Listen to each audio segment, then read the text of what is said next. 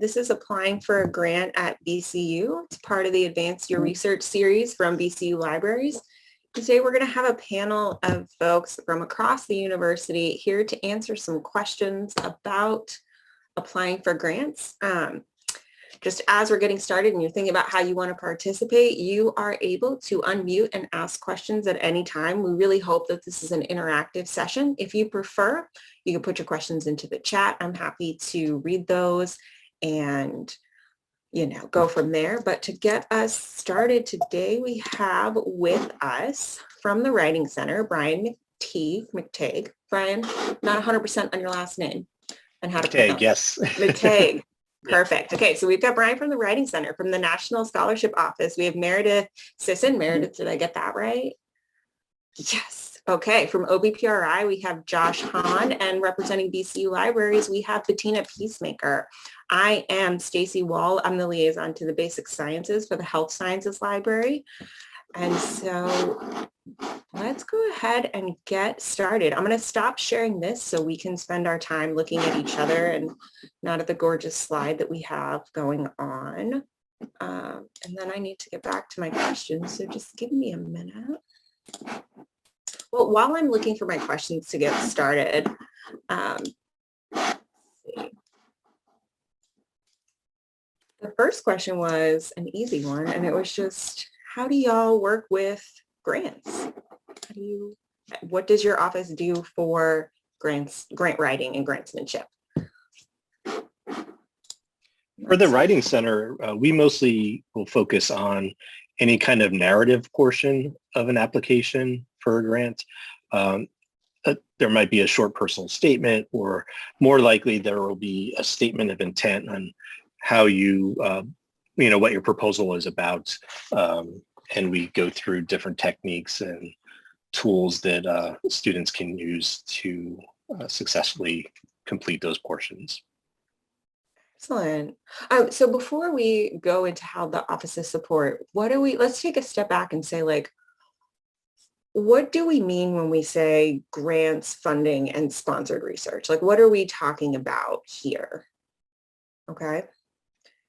And who wants to, and I'll just say Meredith, why don't you jump in and talk to us about that? So from what the National Scholarship Office is going to focus on are graduate fellowships or other sorts of scholarships and fellowships that fund the individual as opposed to the research project itself. There are grants that you apply to from major organizations, some government organizations or private foundations that will fund a project. And those are not what my office focuses on so much, but those are different kinds of mechanisms for getting funding, and some you can apply for as a team, as a lab, as a project writ large, or you as an individual. We have, Stacey, it's mostly graduate students in here, right? Mm-hmm. Yeah, so you as graduate students are eligible to apply for individual fellowships as well, which would fund you to be a graduate student, to do your research, to pursue your professional and academic goals, and they are less tied to the research itself. Excellent. So what I'm hearing is that when we talk about grants and funding, we mean stuff for the individual as a person to study, and also funding to conduct research, a specific project. There's also types of grants, right, for travel and smaller things. That's also something that you can apply for. And so then let's get back into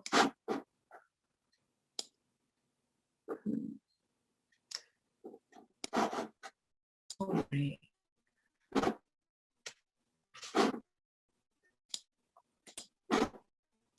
Okay, so we've heard about what the Writing Center could do, which is to focus on some of those narrative portions and really work with those. How can the library support grant writing for graduate students? Sure, we're probably more would be able to help you with the search process.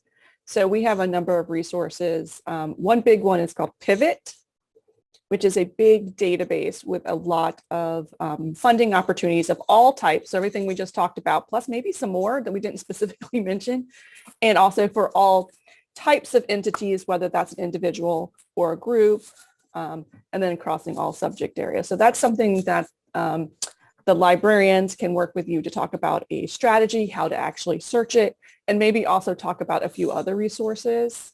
And I think we'll get to this in a little bit, but we're also really happy. I'm happy to connect you today or give you ways to figure out who your librarian is. You actually have a librarian. Every program has one, so they know about your needs and your research and your topic areas that you might be interested in. So if folks are interested in finding out who that is, if you put something in the chat, I will tell you who the exact person is and their contact information is, but we'll also include some resources at some point, or maybe with the recording so that we're able to connect you.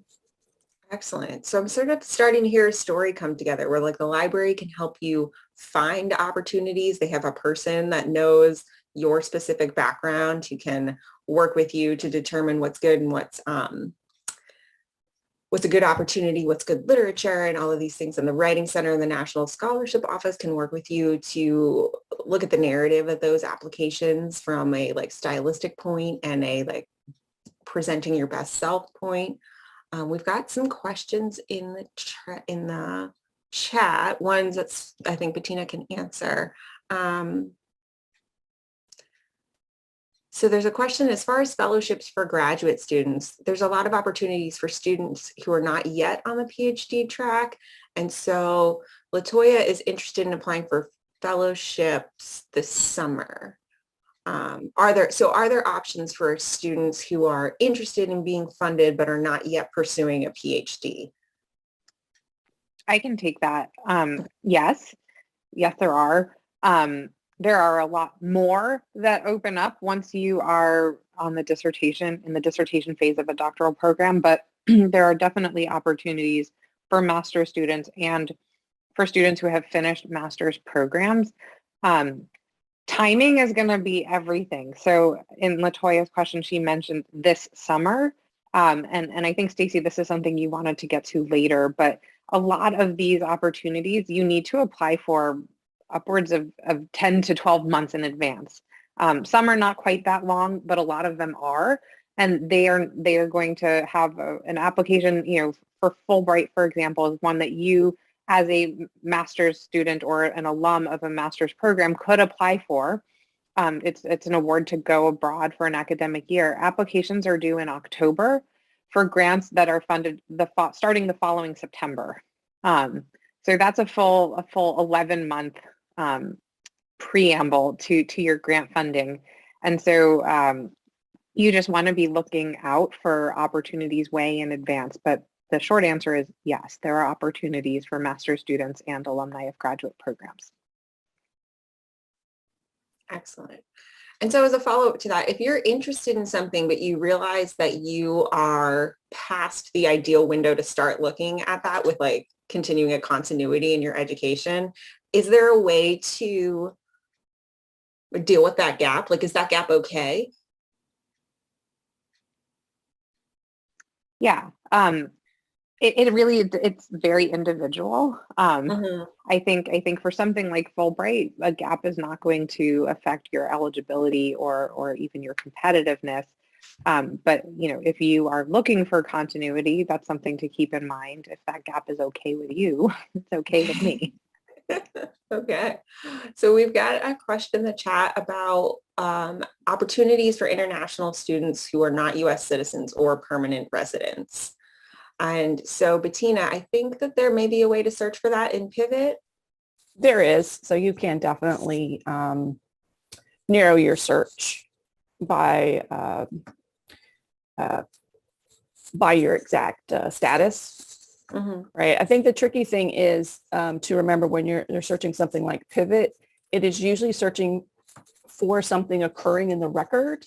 So if there are also opportunities that are available to everyone, regardless of citizenship or status, resident status, that you would also kind of make sure that you would want to look at those. I'm not exactly sure how many. It probably would depend on the type of research or the area of research that you're searching in. Yeah, and so Meredith has shared a great Google Doc of fellowships that are open to international students. And we have yet to talk to one of our esteemed panelists, Josh Hahn, who works in the Office of the Vice President for Research and Innovation. And so I'm wondering, Josh, do you have any take on what an international student should do, like how, like funding opportunities for international students? So the list that Meredith shared, I'm sure that's a great resource. And the pivot, the pivot filter is also helpful. There's you can also think about if it's in the health sciences. There's anything at the Fogarty International Center, or if they actually have or had a running list of different opportunities at one point, but I can see if I can find that. That's great, Josh. Thanks. So while you're looking at that, I think I want to ask this question first of Brian, and then I think Meredith, you might also have some thoughts on it. But what do you think is different about writing a grant versus something like a lab report or a paper for a class? Yeah, definitely. So I think it's important to think of a grant proposal as a specialty document akin to an application for grad school or sometimes even a job. There's going to be a lot of personal information and little details about your project and proposal and stuff that are asked in the application itself. Then again, we mostly see the narrative portions that you have to write, and this is really much like a personal statement. It's really your chance to sell yourself and your ideas, because I think it's, keeping in mind that when you're funded for something, they're going to want to see a return on investment. So they're going to be looking for applications and statements that make them feel confident that you will do that. So you're going to need to present your best self in an articulate way that shows what you're talking about, what your project is going to entail, and that it's worth funding, that it addresses a gap in knowledge or some sort of problem that's out there. I think it's important as you're doing this to keep in mind your audience's needs. A lot of times we don't write with the reader in mind because we're processing our ideas, but it's really important to do that in any writing, but especially for something like this, especially when there's something such as, grants writing on it and stuff like that. So suggestions that we usually give folks, be concise, because there's very often a word limit, sometimes a character limit, and they're not usually all that big. So being able to express yourself concisely, clearly, I think they're good things to do with this. Yeah, and so as a follow-up, and I think Meredith could really add some insight here, how do you go about learning what the institution wants? So if you're applying for a grant, how do you tie yourself to like their vision of success? Yeah, so that's really important. I was going to underline that point because Brian suggested that understanding the mission and the value of the funding organization, like why they are spending money to fund someone for whatever project or just person, whether it's a grant or a fellowship, is really important because you need to be able to contextualize yourself and your research, both to field experts and sort of larger outside of your field specialists and to the award itself. And the way you can start doing that is by spending some time on their website and really getting to know the organization as well as the specific opportunity. But I would also recommend that if they list a program manager or program officer, that you reach out to that person and you talk to them about your interests and your goals to find out whether you are a good fit for that opportunity. If the program manager is not listed, or even if they are, I would also suggest trying to find some folks who have held the award in the past. And you can often find like a grantee directory on a fellowship page, or just Google, use LinkedIn, Google, whatever, Facebook, stalk people, whether or not you have to like sort of surreptitiously find their email address. They're usually pretty happy to talk to you about their experiences as a grantee or a fellowship recipient, and they can be a really like a wealth of knowledge on what the experience is like, what the organization is looking for, and how you can best position yourself to, or even just frame your proposal so that it's in line with the opportunity itself. Mm-hmm. So it sounds like there's a good amount of detective work that goes into learning about an opportunity as you're preparing to write. And so in addition to like whatever it is you're proposing to do, there's a lot of learning that goes into this. And so, Josh, I'm wondering if you have any insight into how much time a student should devote to writing and developing a process or writing and developing a funding opportunity, and where the Office of Sponsored Programs kind of comes into that process. Thanks, Stacy. We would definitely recommend spending a few months to prepare your project, and it's important to start conversations with mentors even before that to understand what the sort of trajectory of your scholarship is, because you're building towards having really strong a scholarly premise that you can put into your grant.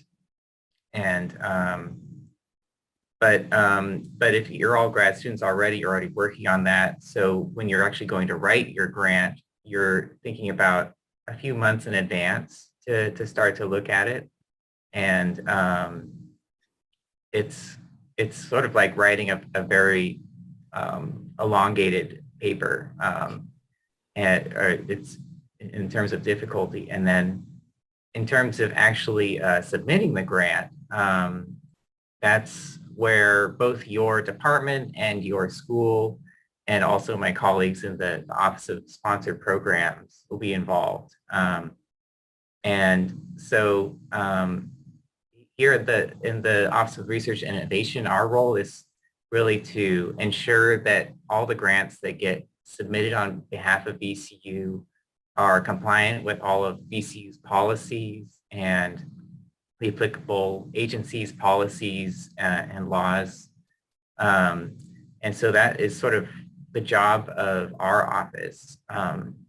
So before any application is submitted, it goes through an extensive review process, and that starts at your department. So most departments and many schools have their own research administration teams, and they'll help you to assemble your proposal. So you'll be in charge of the scholarship and all of the research that you're proposing. And your administrators will be in charge of making sure that you're submitting all of the right documents, that the budget fits all of VCU's policies. And then once your department's done with that, it goes to our office to then review it and submit it. And so for that process, it takes about a week for the office to review it. So it's important that you actually send your documents to your department even before that, maybe around 2 weeks before. So that gives an overview. So what I'm hearing you say is that there's there's the Office of Sponsored Programs, your department has administrators, and then they go to an OSP. How do you find that person in OSP that you're supposed to talk to? So let's say you're in the College of Humanities and Sciences, which is enormous, and they have research administrators, but not necessarily one for every department. And you know that you need to talk to OSP. How do you find the right team to talk to? So at the College of Humanities and Sciences, they actually have a really easy, streamlined form that you fill out on the CHS Sponsored Programs website. So that's where you'd start. and they would help you find your research administrator. And then when you want to find your contact at the Office of Sponsored Programs, there's the sponsored programs has 3 color-coded teams, and each of the teams does similar review work with the proposals, but they're each assigned different departments. And so in order to figure out which team you're on, you have to look at our website. You just Google Division of Sponsored Programs. There's a chart of which team corresponds to each department. And if you're not sure, you can actually email any of the teams and they'll direct you to the right place. But the teams are mostly a final check on the application. So most of your questions will get answered at the level of your department or your school. But occasionally there will be questions that you'll refer to the teams. That's good to know. That's good to know. All right. So now I want to play I'm a graduate student. Okay. So I have a proposal and I have done my due diligence. I've researched an area and I've tried to write the best personal statement that I can. Who do I talk to next? I want 2 things. I want somebody to look at my statement and tell me, is it a good personal statement? And then I also want somebody to check my grammar and tell me if I am using language correctly. Where can I go? I mean, you definitely can start with the Writing Center. We don't necessarily do straightforward proofreading or editing at the center because we focus on a more holistic approach. And really our ultimate goal is to make stronger and more confident writers. But we can do that by looking at an individual piece and working with a student on that individual piece to make it as strong as possible. So what in terms of grammar and stuff like that, what we really look for would be patterns of error. So we can explain how to avoid those, point them out, explain how to avoid them, make sure the student understands how to do that when they're working on their own, that sort of thing. But we're really going to look at the structure, the content, are you getting, and a big thing we do is ask a lot of questions. So we're going to really start a dialogue with the student and through that, figure out what they're really trying to say. Are they saying it in the most concise and articulate way that they can? That sort of thing.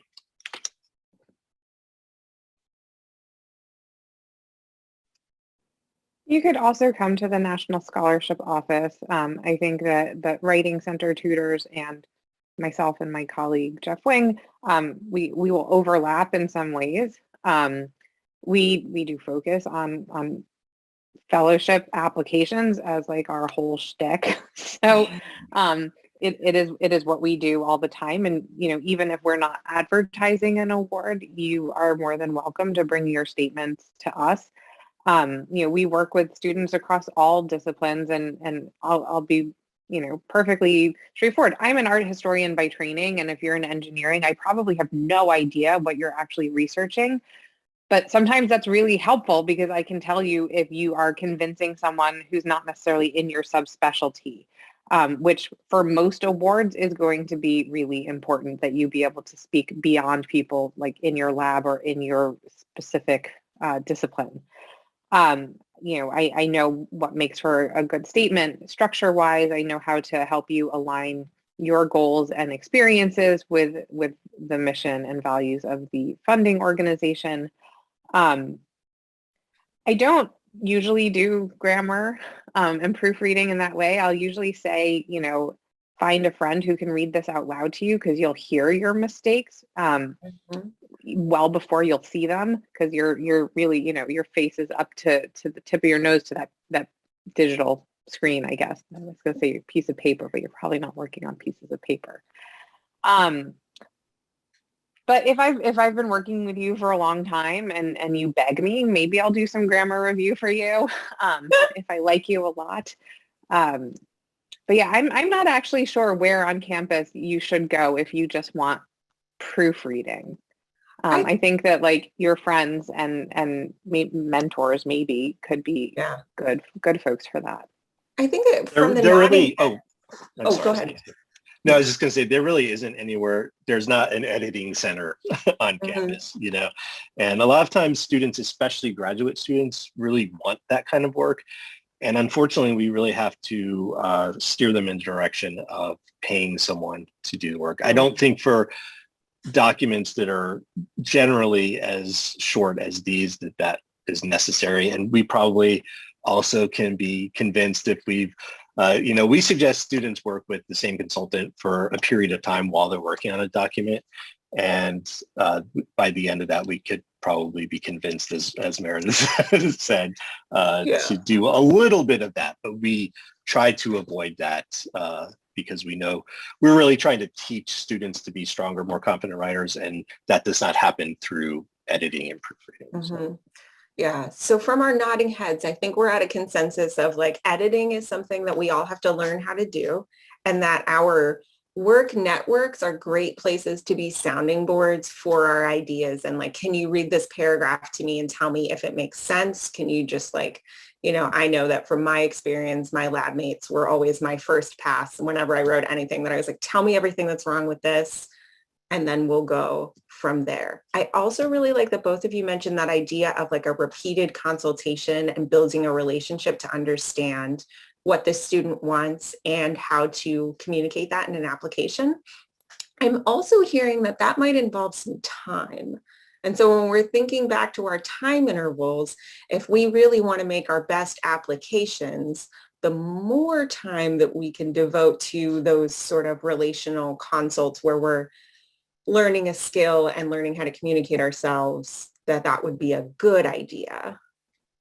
And so I don't really have a question there. I was just doing a little active listening, reflecting back. But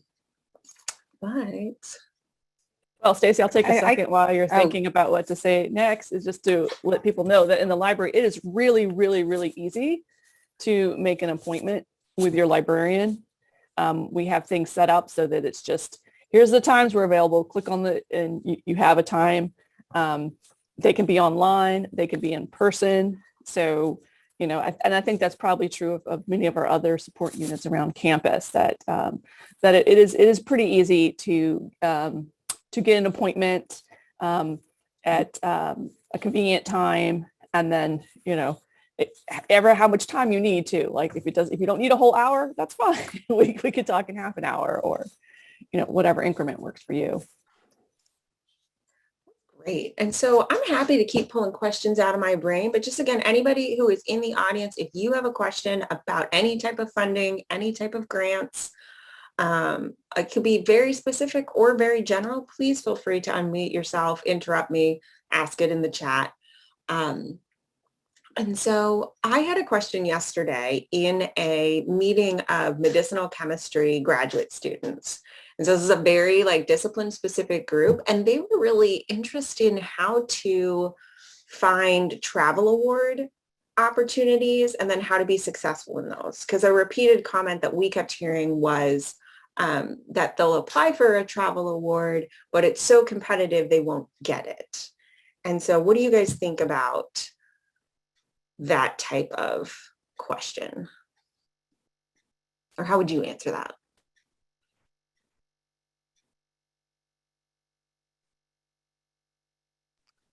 And as far as applying for travel grants go, like, yes, they're going to be competitive, and that's kind of why there are a lot of them, but they tend to be small.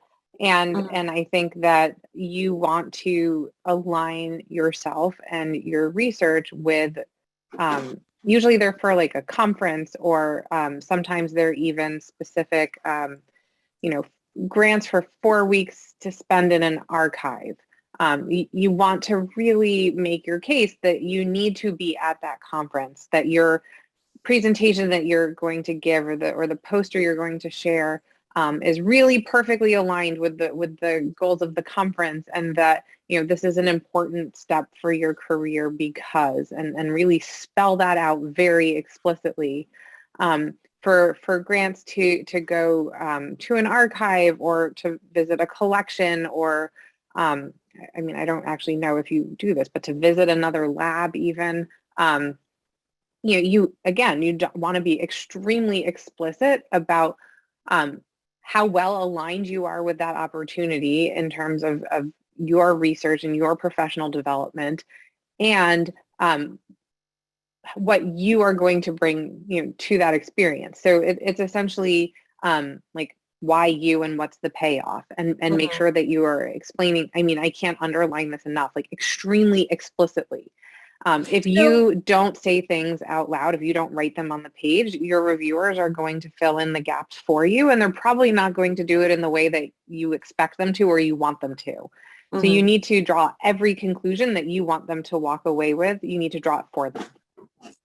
So when I'm hearing extremely explicitly, does that mean if in the funding announcement it calls something a systematic review versus a narrative review, somewhere in your application you should say, I love doing systematic reviews, not like I love doing reviews? Like, is it okay to use the verbiage and the vocabulary in the funding announcement when describing yourself? Yes, and I would encourage you to do that. Yeah, so that's why it's also sorry, I keep doing that. I was going to say, that's why it's also important to, as Meredith mentioned earlier, to look at the websites of the organization and previous recipients of grants and stuff like that, because you'll see things that you can use, and should use.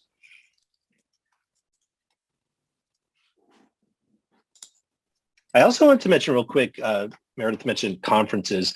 A lot of students don't realize that there is often student-specific funding available through the conference organization.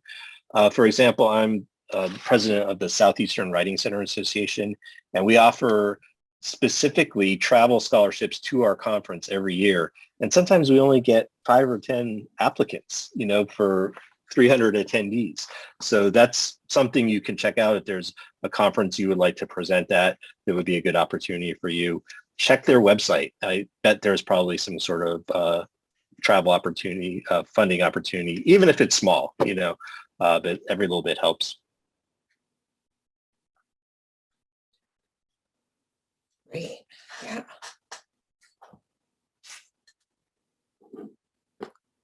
And so, Bettina, what else can the library do besides help you find funding? So let's say you found an opportunity and it's in your field, and then you need to write about the background of your work. What can the library do to help you get a sense of what's happening in your field?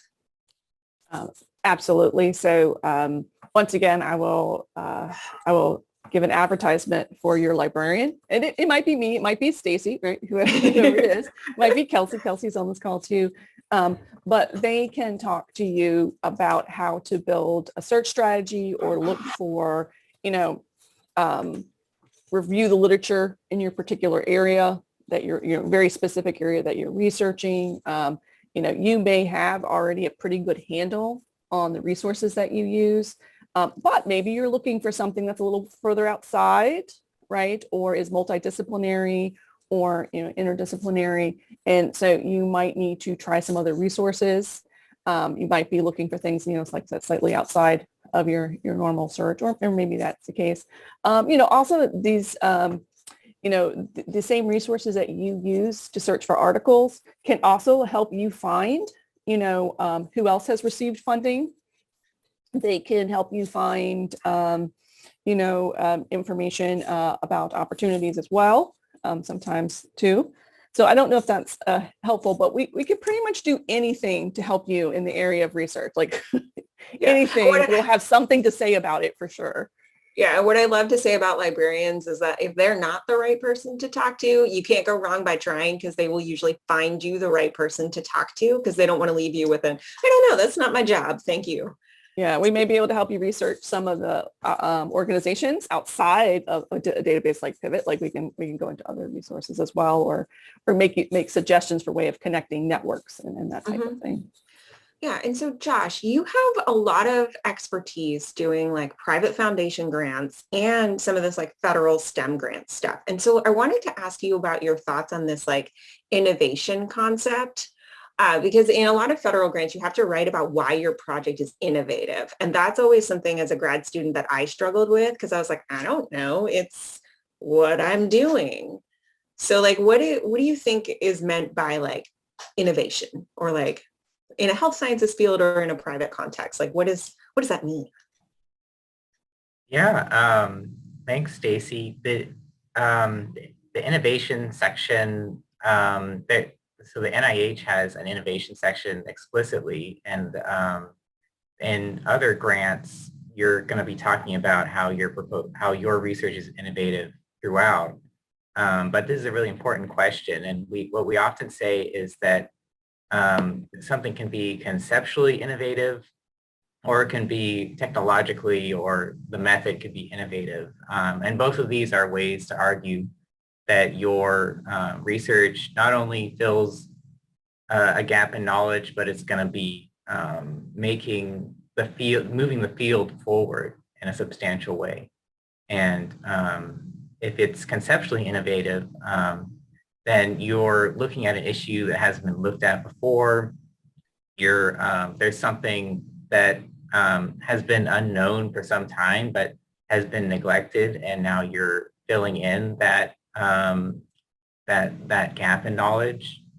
And so you're talking about how your scholarship is really building on the previous scholarship and can move the field forward in that way.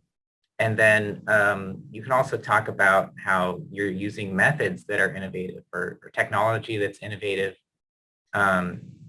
Maybe there's a component of your research where you're developing new instrumentation, or you're doing something where you're using a really cutting edge technique that's going to provide more in-depth information about a subject than was possible before. So those are examples of ways that you can show that you're advancing your field in a significant way. That's really great. I think it's helpful to like take that lens to our project and see like, what does it fall, like what falls out? Like what techniques? And then you can then utilize your librarian's knowledge to fill in those gaps of like, I think my technique is new. Maybe there's some literature that can support that by talking about older techniques, or doing some ways to substantiate that gap. That's a librarian niche that is super fun. So the next question I have is kind of for everybody. So as we're thinking about these opportunities and like how to have a good idea and write about a good idea, like, do you guys have any resources that you like to give students who are in that phase of like, I want to know how to have a good idea? You know, is there anywhere that you point them to say like, this is how you can work to develop that area of your brain? We do a lot of brainstorming with students at the Writing Center, because we encourage students to come see us as early as possible in the process before they start writing, because then we can work through, questions or concerns they might have, that sort of thing. So, not to toot our own horn, but I guess that's partially what I'm here to do.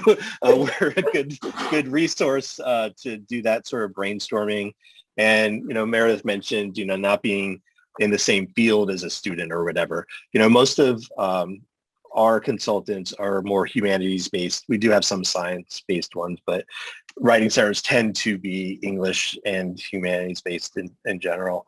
But we find a lot of times that that's better, as Meredith mentioned, because if an idea makes sense to us and sounds good to us, chances are it's going to work for someone in the field too. But we also do a lot of recommending to our friends at the libraries, to talk through stuff, and we refer people to Meredith's office as well. So we try, much like you were saying what libraries do, we try to get you to the right resource if we can't. But to talk through an idea, the Writing Center is a good place to go.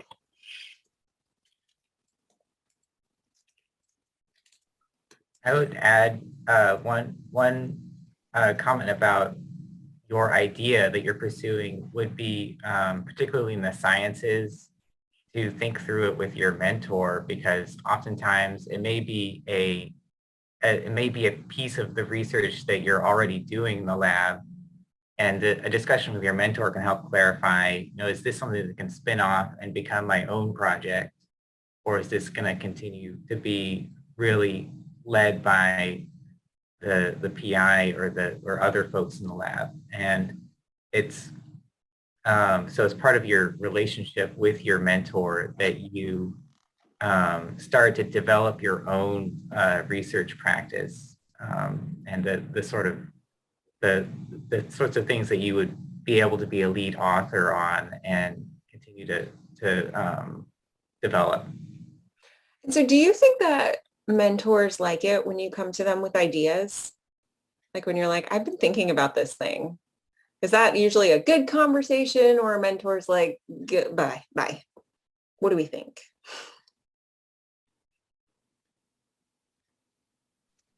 I think we hope that they say, yeah, cool, let's talk. I mean, in theory, they've taken you on as a student because they want to talk to you about your ideas and help you to find your professional footing and to add knowledge to the field. I always tell, particularly my undergraduates who I work with, but like, I don't see why this wouldn't work for graduate students too, but like faculty members tend to be very siloed and specific in the work that they do. And that, in my own experience, right, there are probably like 5 people in the world who really care about the research that I do. And when somebody other than those 5 people contact me and they're like, please tell me about your research, I'm like, really? Really? Okay. And in such a good way, to get me talking. And then I want to hear about you and I want to engage you in this conversation. And so even just to open the door to a new relationship or to deepen a relationship with a faculty member, get them to talk about themselves and their research, because nobody else really cares.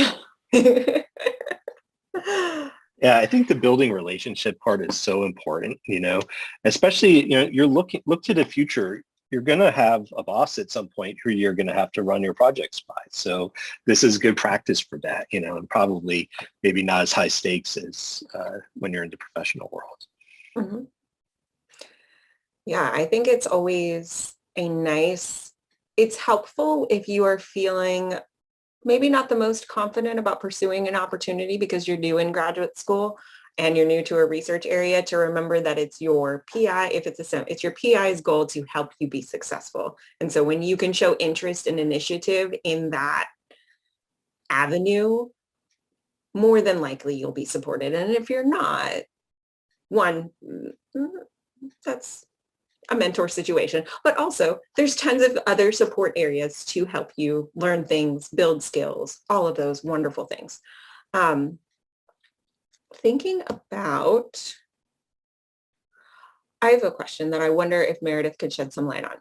As a graduate student in STEM, we are often super hyper-focused on doing our work, writing our research, finishing our work, finishing our degree. What if somewhere in that process, you want to do a Fulbright and do something completely different? Can a student do that?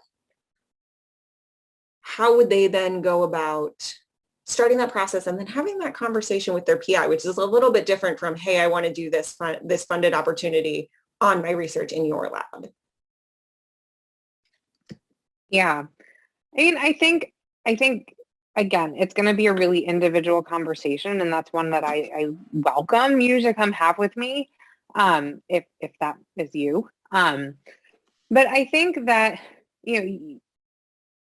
it's different if you're thinking, okay, I've done this grad school thing for a little bit and I'm realizing it's not for me and I want to go on and try something different. So I'm going to use, say, Fulbright to have a different experience and maybe pivot to another path. I think that's a different conversation than if you're like, ooh, I'm on this path that I'm going to like have my head, down and eyes to a microscope or eyes to archival material from the 14th century, if you're me, forever.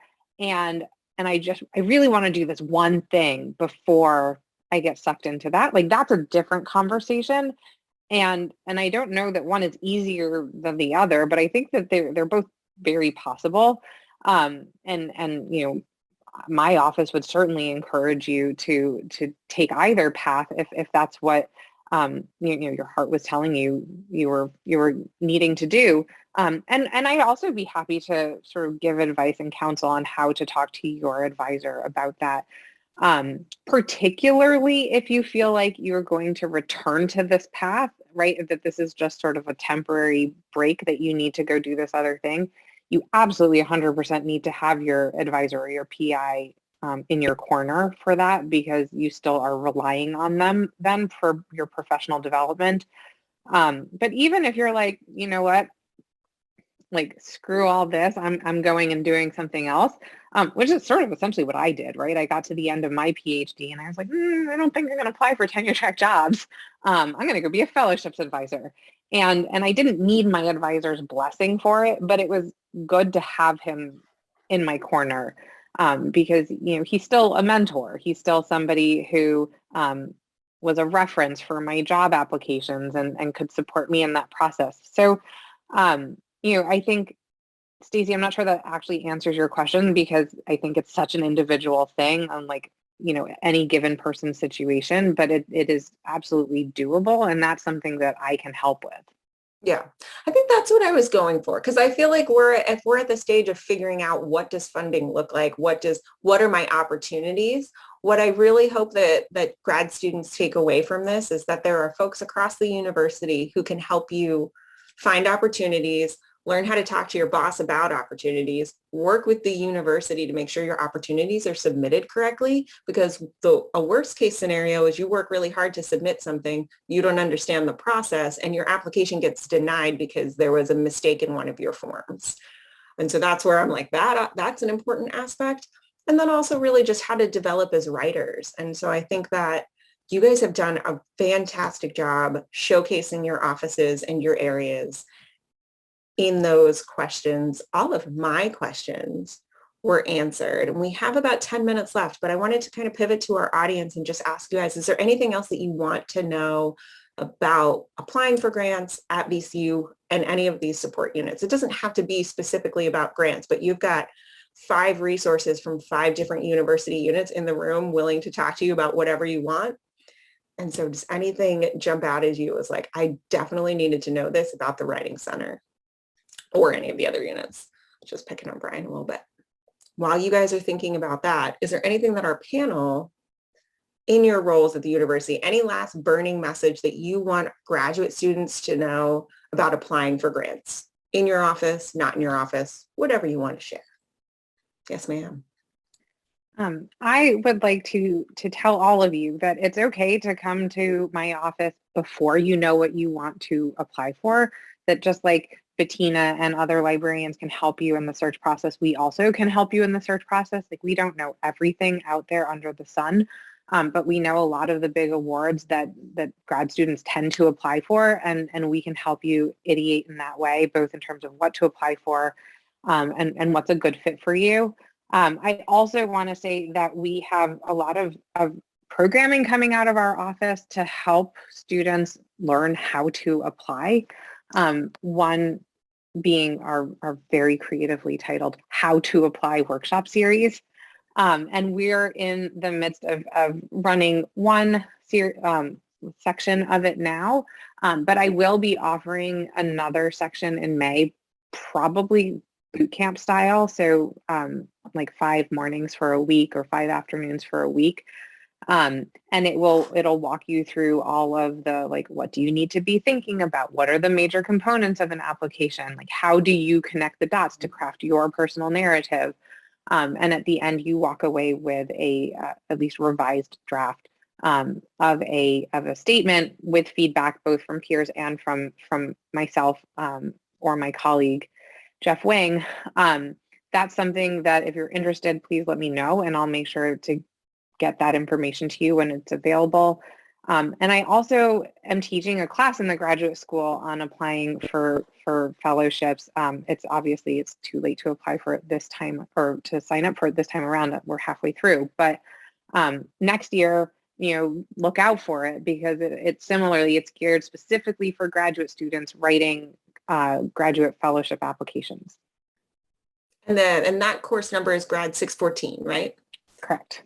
So if folks want to search their course catalog and have something ready to go, that's what you're looking for. Does anybody else have anything that they want to impart to our folks? Stacy, there was a question in the chat Mhm. about strategies for searching or navigating Pivot, which is awesome, but also super overwhelming, which is true. And this is actually probably a good question because this would have been my ending advice, is to go ahead and get into Pivot. The most important thing is to make an account because it is very overwhelming and you will not be able to do all of your searching in one sitting. So you want to be able to come back and pick up where you left off at. You want to save stuff. You want stuff to automatically come to you after you have created the best search that you can for your opportunities that you're looking for. So that would be the first thing. And then I would just also suggest, it is a database that is a lot like databases that you're used to searching, but also not like it. But they do have like they call them keywords. So just like PubMed or PsycInfo, they have indexing, and those are going to be really important for helping you understand how the information is sort of set up in there. And then I'll just sort of end it with, make an appointment with the librarian, do mini searches, think of different avenues, just as we've kind of a theme that we've talked about today.